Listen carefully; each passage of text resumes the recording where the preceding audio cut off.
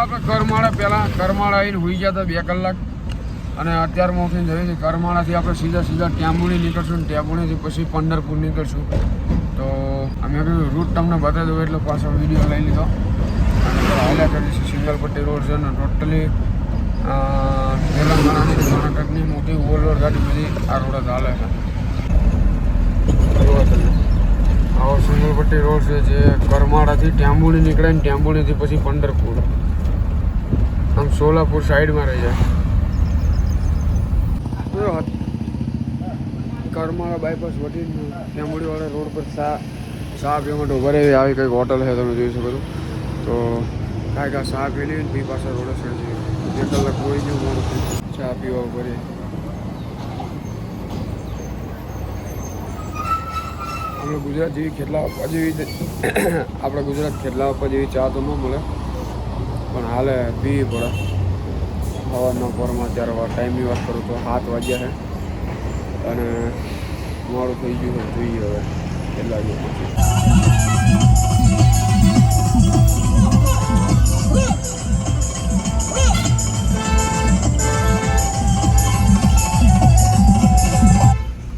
તો મિત્રો આપણે આજે ટેમ્બુડીથી આપણને પૂના સોલાપુરવાળો હાઈવે મળ્યો તો ત્યાંથી આપણે પંઢરપુર બાજુ ટર્ન મારી દીધો છે અંદર. અને જે આપણું જે ખાલી કરવાનું લોકેશન છે કર્ણાટકની અંદર 100 થી 150 કિલોમીટર છે ને આ 100 એટલે ટોટલ આપણે હજી 250 કિલોમીટર જવાનું છે. જો વિજાપુર 140 કિલોમીટર છે ને અહીંયાથી આગળ હજી 100 કિલોમીટર બીજું જવાનું છે. જો તમે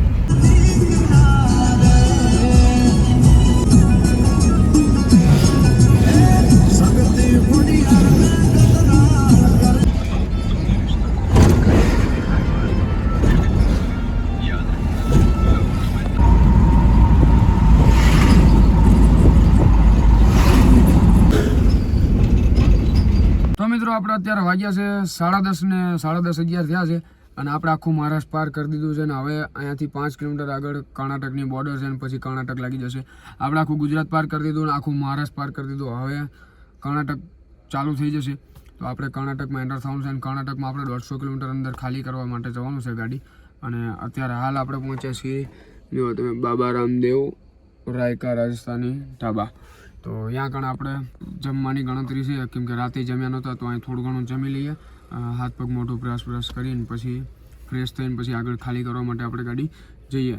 વહેલા જવાનું હતું પણ રસ્તો એટલો ખરાબ હતો ને કે યાર આપણે આ ટાઈમે ત્યાં પહોંચવાનું હતું. તો આ ટાઈમે આપણે હજી અહીંયા છીએ ને અહીંયાથી હજી 150 કિલોમીટર બાકી છે. તો આપણે આ ટાઈમે પહોંચી જાત પણ રાત્રે એટલો રસ્તો ખરાબ હતો. વચ્ચે થોડું ટ્રાફિકના લીધું ઊંઘ ચડી હતી. ટ્રાફિકના લીધે રસ્તા ખરાબના લીધે આપણે 1-1.5 કલાક આરામ કરી લીધો હતો અને પછી નીકળ્યા હતા. તો હાલો તો આપણે પહેલાં જમી લેવી ફ્રેશ થઈને અને પછી અહીંયાથી નીકળીએ. તો ને આ રૂટ ઉપર કોઈ પણ ભાઈબંધ કોઈ પણ ડ્રાઈવર મિત્રો આવતા હોય ગુજરાતવાળા તો આ હોટલનું લોકેશન છે પંઢરપુરથી અકેવાડીવાળા રોડ ઉપર વિજાપુરવાળા રોડ ઉપર. તો અકેવાડીની પહેલાં આ હોટલ આવી જશે. 5-7 કિલોમીટર પહેલાં આ હોટલ આવી જશે ડાઈવર સાઈડમાં જવામાં. કર્ણાટક બાજુ જવામાં ડાઈવર સાઈડ આવી જશે. તો કોઈ ભાઈ ડ્રાઈવર મિત્ર આવતા હોય તો મસ્ત જમવાનું મળે છે અહીંયા. હું બેંગ્લોરથી રિટર્ન હતો ત્યારે એકવાર અહીંયા જમ્યો હતો એટલે મજા આવી હતી. જમ્યો નહોતો સોરી ઊભો રહ્યો હતો એટલે મજા આવી હતી. પણ અહીંયા ગુજરાતના ઘણા ડ્રાઈવર મિત્રોએ મને સજેસ્ટ કરી હતી આ હોટલે રોકાતા હોય છે અને આ હોટલે જમતા હોય છે. તો જે કોઈ ડ્રાઈવર મિત્રોને અહીંયા રોકાવવું હોય એ રોકાઈ શકે છે. મસ્ત હોટલ છે. જમવાની વ્યવસ્થા અને સુવાની પણ વ્યવસ્થા પાર્કિંગની વ્યવસ્થા છે. તો તમને ફરી એકવાર બોર્ડ બતાવી દઉં હોટલનું. જો શ્રી બાબા રામદેવ રાયકા રાજસ્થાની ઢાબા છે ને જોઈ લીધું. તો મસ્ત હોટલ છે. તો જે કોઈ ડ્રાઈવર મિત્રો ના હોય આવી જજો. તો આપણે જમી લઈએ. તો મિત્રો આપણે મંગાવી દઉં સેવ મસાલાનું શાક ને રોટલી. તો આપણે જમી લઈએ. ના પડી છે આપણી ગાડી. જમી લઈએ ચલો. તો મિત્રો જમી લીધું છે આપણે મસ્ત મજાનું ને નીકળ્યા છીએ. 12:30 થયા છે અને તડકો તમે અહીંનો જોઈ શકો છો. ફૂલ તડકો છે. સિંગલ પટ્ટી રોડ છે. આગળથી હવે કર્ણાટકની ચેકપોસ્ટ આવશે તો તમને બતાવો. હાલો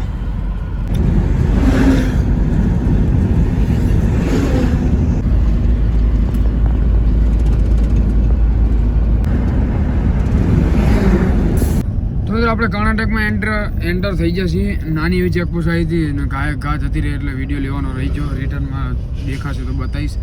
અને અત્યારે હાલ આપણે પહોંચ્યા છીએ વિજયપુર એ કર્ણાટકમાં એન્ટર થતાં વિજયપુર આવે ને 15 ફૂટ રહીને આવી ગયા.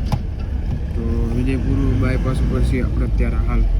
પછી આપણે અહીંયાથી આગળ 80-90 કિલોમીટર જવાનું છે જ્યાં આપણું લોકેશન છે. આપણે અત્યારે વિજયપુર બાયપાસ ઉપર છીએ કર્ણાટકમાં. લોકેશન આપણે સ્ટાર્ટ કરીશું.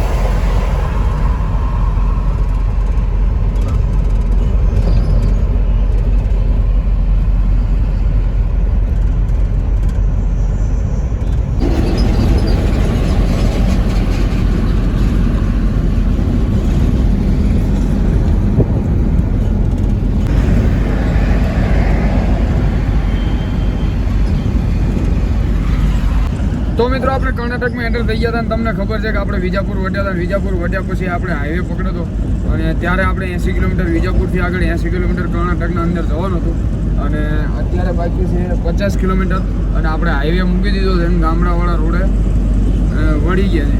ગામડાનો રોડ જુઓ તમે, આ નથી કોઈ હાઈવે, આ વચ્ચેનો રોડ છે, ગામડાવાળો રોડ છે.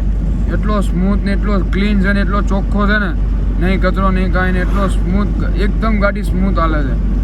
એક લેવલમાં રોડ જો જોરદાર છે. જો આ બાજુની વ્યવસ્થા બહુ સારી છે, આ બાજુના રોડે બહુ સારા છે ને જુઓ. તો હજી આપણે 50 કિલોમીટર જવાનું છે. તો જોઈએ હવે 50 કિલોમીટર આપણે કાપવામાં કેટલી વાર લાગે છે. લગભગ 1 કલાક જશે, મજા આવશે.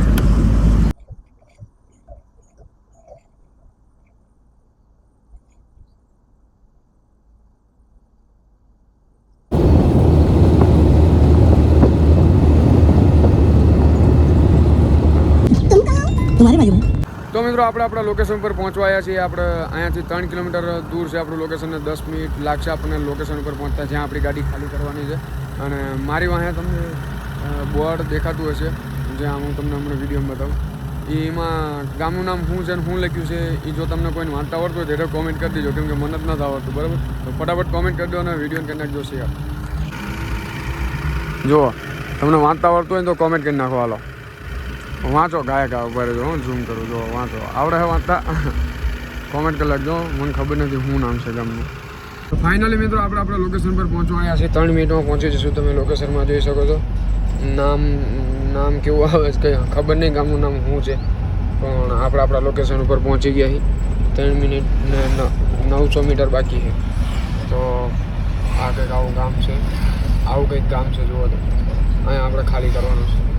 આવું ગાડી રોડ વચ્ચે લગાવી દીધી છે અને ખાલી કરવાનું ચાલુ કરી દીધું છે. બતાવું તમને, જોઈ શકો છો. જોઈ લો, ખાલી કરવાનું ચાલુ કરી દીધું. બધા ધુરંધર ખેલાડી બધા આવી ગયા.